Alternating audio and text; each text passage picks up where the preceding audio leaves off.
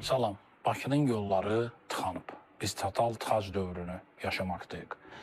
Dükkan, aptek, məktəb qarşısında maşın saxlamaq ya mümkün deyil, ya da pulludur, bahadır.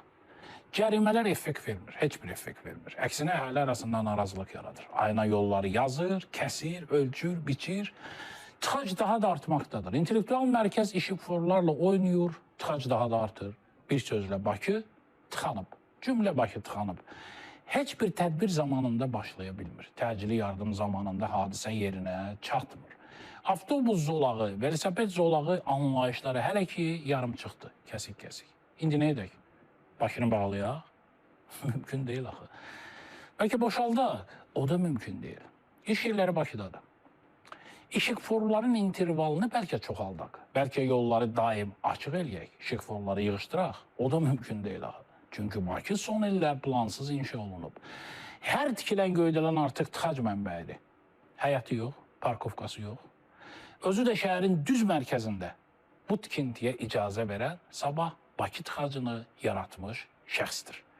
Bakının Nəsimi rayonunda Mərdanov qardaşları 59 ünvanlı bir küçə var. Yarım küçə. Düz şəhərin mərkəzində yerləşir. Təzə bazarın alt qapılarında. Orada küçə yiyəsizdir deyə bütün ətraf idarələrdə işləyən məmurlar, dönərçilər, alverçilər, nə bilim daha kimlər spontan dayanacaq məntəqəsi yaradıblar. 2-3 nəfər də sarı kürk geyinməyinə bu vakanaliyadan pul tutur. Bütün yol tıxacdır. Mərdanov qardaşları 59 şəhərin üz qarasıdır. Nədən orada kamera yoxdur? Nədən hamı bu xaosa göz yumur? Sözün açığı mən məəttələm. Amma məqsəd ayrı-ayrı gizlənləri sizə bugün tanıtmaq deyil, buna zamanım çatmaz. Ümumilikdə nə etməliyik ki, artıq ancaq tənbəl jurnalistin toxunmadığı tıxac problemi həll olunsun? Necə olur ki, Çin 25 milyonluq şəhərlərində tıxacla bacarır, bizim 5-6 milyonluq şəhərdə tıxac belə dözülməz hal alıb. Deməli, məsələ daha çox işin təşkil olunmasındadır. Statistikada deyil. Nə etmək olar? Su taksiləri seti yaratmaq lazımdır.